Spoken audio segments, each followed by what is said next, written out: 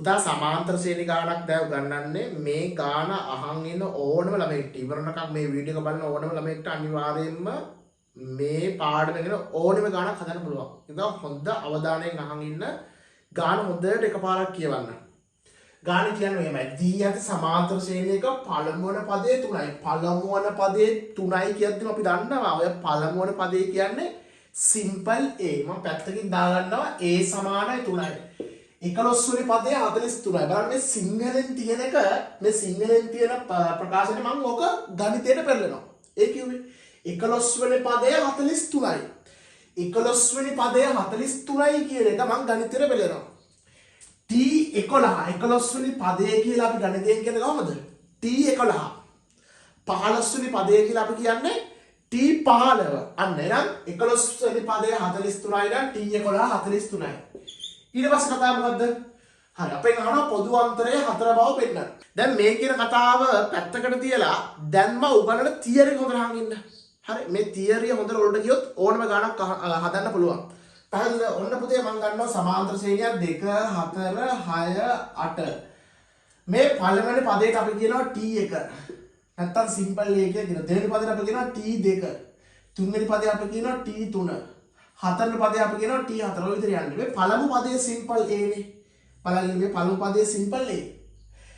දෙවෙනි පදේ T2 නේ. T2 කියන්නේ පුතේ A ධන D රටාව. අහන් ඉන්න. දෙවෙනි පදේ කියන්නේ A ධන D. මේ තුන්වෙනි පදේ T3 නේ. රටාවක්. ඒ තුන්වෙනි පදේ කියන්නේ A ධන 3යි D නෙමෙයි. එකක් අඩු එක. A කියන්නේ A ධන 2යි D.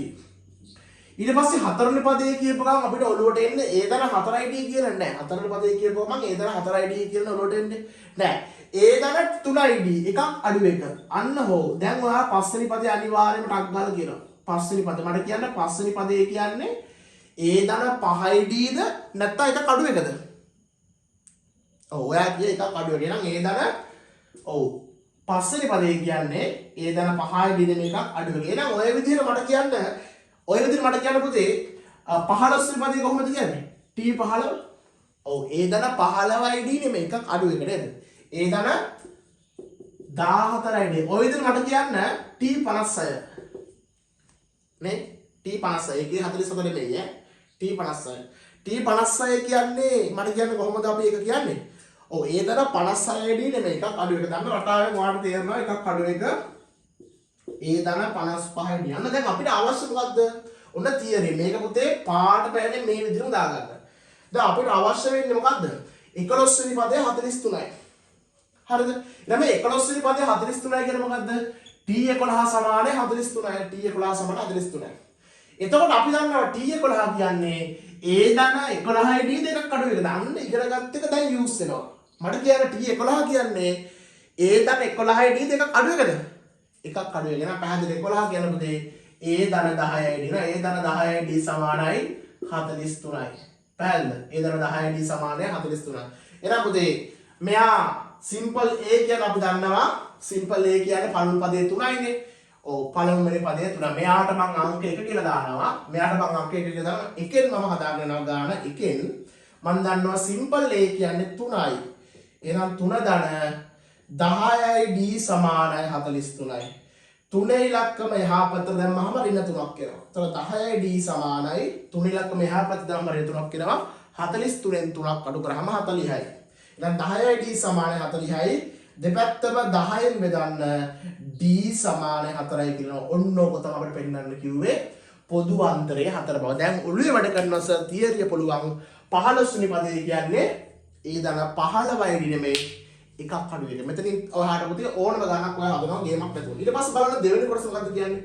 දිය ශ්‍රේණියේ දෙවන පදය, හතරවෙනි පදය, හයවෙනි පදය ආදී ඉරට්ටේ ස්ථානවල ඇති පද ඉවත් කරලා ලැබෙන ශ්‍රේණියේ මුල් පද 20 යගේස යන්නේ කියලා කියන්නේ. ඒතර අපි බලමු මේ මොකක්ද අහන්නේ කියලා. දිය ශ්‍රේණිය අපි දන්නවනේ මේ ශ්‍රේණියේ පටන් ගන්න තුනේ. පළමු පදේ 3යි. ඕන්න මෙතන වෙනවා. ඊට පස්සේ පොදු අන්තරය 4යිනේ. පොදු අන්තරය 4 නෑ ඊළඟ පදේ 7. නේ 4 4 එකතු වෙනවා. ඊළඟ පදේ 11. පොදු අන්තරය 4යිට 15. 19 23 24 රටාව දෙනවද? 31 35 අන්න 39 වදින රටාවල් වෙනවා. දැන් කියනවා දිය ශ්‍රේණියේ දෙවැනි පදය, හතරවෙනි පදය, හයවෙනි පදය ආදී ස්ථානවල ඉරට්ට ඇති පද ඉවත් කරනවා. ඒ කියන්නේ මේ දෙවැනි පදය ඉවත් කරනවා. 7 නෑද? හතරවෙනි පදය ඉවත් කරනවා. 15 නෑ. අන්න. ඊට පස්සේ 6 වෙනි පදය ඉවත් කරනවා. 23 නෑ. 8 වෙනි පදය ඉවත් කරනවා. ඉවත් කරාට පස්සේ නව ශ්‍රේණියක් ලැබෙනවනේ. පැහැදිලිද? ඉවත් කරාට පස්සේ පුතේ නව ශ්‍රේණියක් ලැබෙනවනේ. හොඳට බලන්න ඉවත් කරාට පස්සේ නව ශ්‍රේණියක් ලැබෙනවනේ. ඒ නව ශ්‍රේණියේ මුල් පද 20යි අයික්. ඒතර අපි දන්න ඉවත් කරාට පස්සේ ලැබෙන ශ්‍රේණිය 3 11 19 ඉදිරි ටික ලියන්න 27 35 ටිකක්. ඕක තමයි අවශ්‍ය කරන ශ්‍රේණිය. ඔය ශ්‍රේණිය දිහා බලලා අපිට කියනවා මුල් පද 20යි අයික සොයන. අපි දන්නවා අයික හොයන සූත්‍රය මොකද්ද සමාන්තර ශ්‍රේණියක? Sn සමානයි n බෙදීම 2 සංකල වරහන් 2 ධන n කරගෙන පැහැදිලි මෙන්න මේ සූත්‍ර දාන්න තියෙන්නේ Sn සමානයි n බෙදීම 2 සංකල වරහන් 2 ධන n කරද්ද. එහෙනම් පුතේ දාන්න අපිට ඕනේ පද කීයකද? පද 20ක අයික. පද 20ක අයික අපිට ඕනේ. එහෙනම් පුතේ ඔව් n වෙනුවට 20 දාන්න. n වෙනුවට 20 දාන්න අපිට ඕනේ පද 20ක මුල් පද 20ක අයික. එහෙනම් n වෙනුවට 20 දාන්න. බය වෙන්න එපා. මෙතනත් n ඉන්නවා එතනටත් 20 දාන්න. සිම්පල් a කියන්නේ අපි දන්නවා මේ පදයේ මුල් පදය 3යි. මේ ප්‍රකාශනයේ මුල් පදය නැත්නම් මේ ශ්‍රේණියේ මුල් පදය 3යි. එතකොට දෙවරක් 3. ධන n වෙනුවට අපි දන්නවා 20 දැම්මේ 20 රින එකවරක් d කියන්නේ පුතේ කීයද? 11න් 3ක් අඩු කරාම අපි දන්නවා දැන් මේ නව ශ්‍රේණියක්නේ. එතකොට නව ශ්‍රේණියේ පොදු අන්තරය කියන්නේ අපි දන්නවා දෙවෙනි පදයෙන් පළමු පදය අඩු කරන්න. දෙවෙනි පදේ 11යි 11න් 3ක් අඩු කරාම 8යි. දෙවෙනි පදයෙන් පළමු පදය අඩු කරන්න 11න් 3ක් අඩු කරාම 8යි. එහෙනම් මෙතන d වෙනකොට 8 දාන්න තියෙනවා. එතන පැහැදිලි S20 සමානයි 20 දෙකෙන් බෙදුවහම 10යි. 20 දෙකෙන් බෙදුවම 10යි. දෙවරක් 3 මට එනවා 6ක් කියලා. 20න් එකක් අඩු කරන්න. එතකොට 19යි 19 වරක් 8. ඔන්න ඕක සුළු කරා නම් ඔයාට ඉක්මනට උත්තර එනවා. ඔන්න ඕක සුළු කරා නම් ඔයාට උදේ ඉක්මනින් උත්තර එනවා. එතකොට මට මෙතන එනවා S20 සමානයි මුල් පද 20යි අයික සමානයි 10 වරක් 6 ධන 19 8න් වැඩි කරන්න 8 වරක් තමයි 72යි 7ක් ඉතුරුයි 8 වරක් එක 8යි 7යි 15යි. ඊට පස්සේ මට එනවා S20 පද 21ක අයික මුල් පද 21ක අයික 10 වරක් මේ දෙක එකතු කරාම 158යි ඉන්නේ. ඒ 158 10න් වැඩි කරාම 1580යි. රයිට් මෙන්න පුතේ අවශ්‍ය කරන උත්තරය අපිට ටක් ගාලා ආවා. එහෙනම් මේ සමාන්තර ශ්‍රේණි ගාන හදන විදිය මේ ගන්නේ ඕනම ගානක් විතර ඊට පස්සේ ඔය හැඩේ ඕනම ගානක් කොට හදන්න පුළුවන්. පාස් රිවර්ස් කරන්ට් එක හදලා දාන්න. මේ ගානත් ආයෙ එකපාරක් හදන්න. එහෙනම් පුතේ මේ channel එක අනිවාර්යෙන්ම subscribe කරලා තියාගන්න. ඉස්සරහට ගොඩාක් වැදගත් වෙයි.